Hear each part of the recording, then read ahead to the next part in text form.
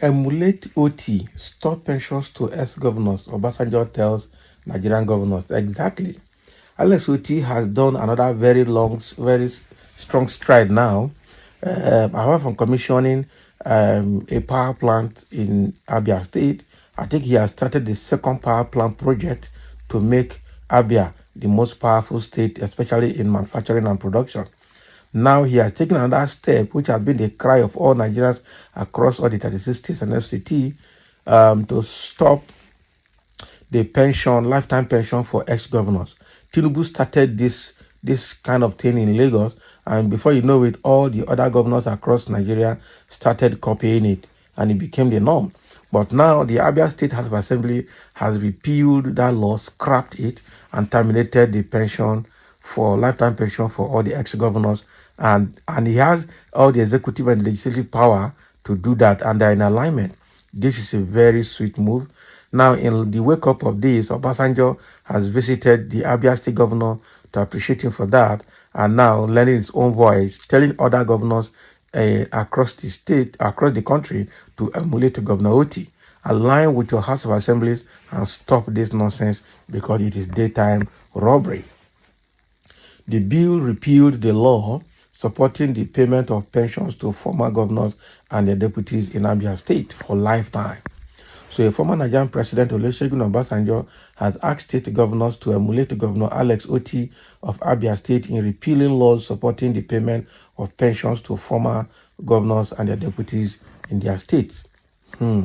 So it was reported that the Abia State Assembly passed a bill on Tuesday to repeal the 2001 law, under which former governors and deputy governors in the state were paid pensions that include houses in Abia and Abuja at the state's expense and lifetime salaries. I tell you, this is a very good one.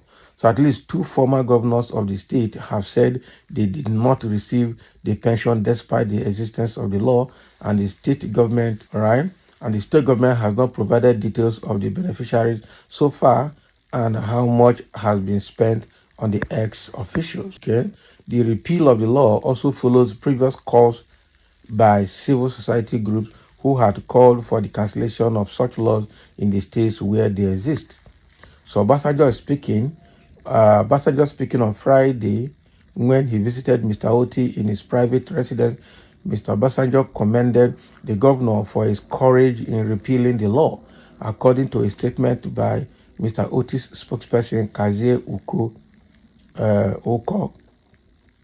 The former president described the pension law as a rascality and act as daylight robbery, considering that retired workers were owed their pensions and salaries and gratuities. Exactly.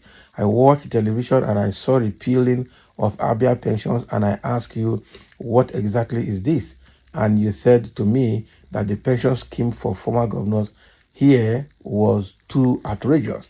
So it is like trouble because it allowed them to have a house in Abuja and elsewhere, and it allowed them to cut away with whatever they can. Yet the pensions of ordinary people from 2014 were unpaid, he told the governor.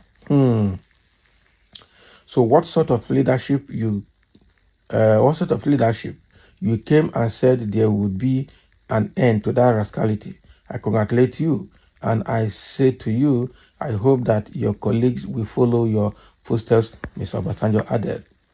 And more work needs to be done. The former president, while congratulating Mr. Oti on his emergence as governor of the state, reminded him that a lot of work needed to be done. There is still a lot of work to be done. I said to you, you have started, but you should never be tired. Don't be discouraged. You will be abused. You will be called names. But if we have wanted of our states doing what you should be doing, doing what they should be doing, or doing what should be done, this country will be a different country, he said. Mr. Obasanjo urged the governor to pay attention to the infrastructural development of the Abia State, explaining that with infrastructure and good leadership, the state will attain greater heights. Of course, I will urge you to pay adequate attention to infrastructure, because if you give infrastructure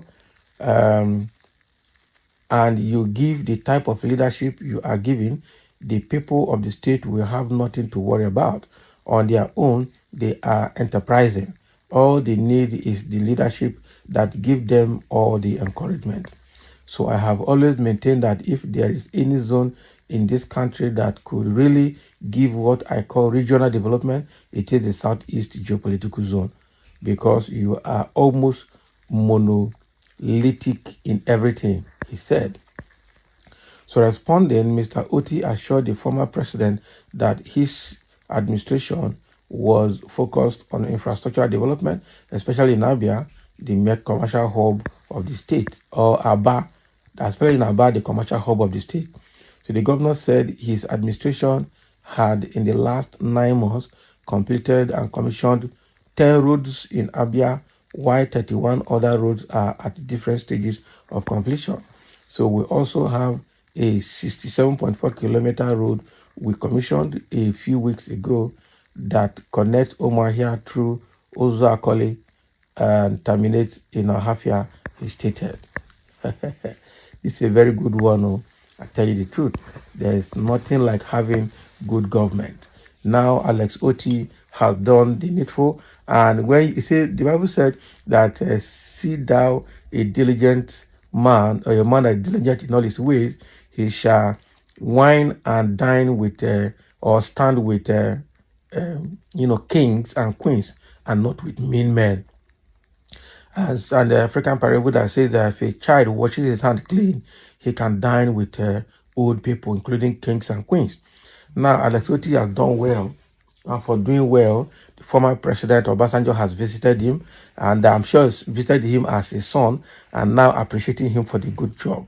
And this is a very good thing, and that is why Obasanjo is encouraging other governors in the country to emulate what Oti has started, because first of all, the people of Southeast are very enterprising. All they need is good leadership, good infrastructure, and social amenities and power, all the things that they will need to do their job independently. They're not asking for palliatives. They're not asking for loans. They're not asking for anything free gift. They just want an enabling environment, encouraging policies for them to do their job, and they do it very well and very enterprising. And that is exactly what OT is providing to that state. And that is very good. The law that is paying pension, lifetime pension, to all the governors or ex-governors and the deputies is a criminal law. It is a law that just instituted daylight robbery across all the states.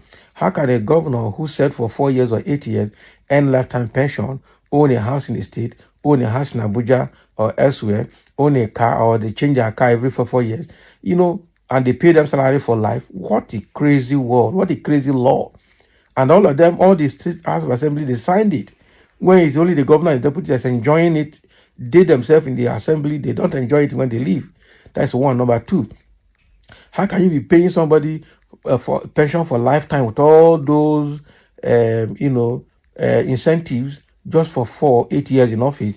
Meanwhile, civil servants that have worked for 30, 40 years cannot have their gratuities and their pension for years. Like ABIA is saying, that the pensioners have not been paid since 2014. That is how many years now? 2014 to date is almost like 20 years, or rather 10 years. 10 years pension being owed by the state. So what has the other governors done before they left? So this is a very, very good thing that this man has done. And I'm sure by the time he completes it, Abia State will be a different state and will be a state to be emulated by other states. So thank you for listening, and let's have your comment. That was the Obasanjo's comment in Abia State when he visited OT to appreciate him for doing a good job.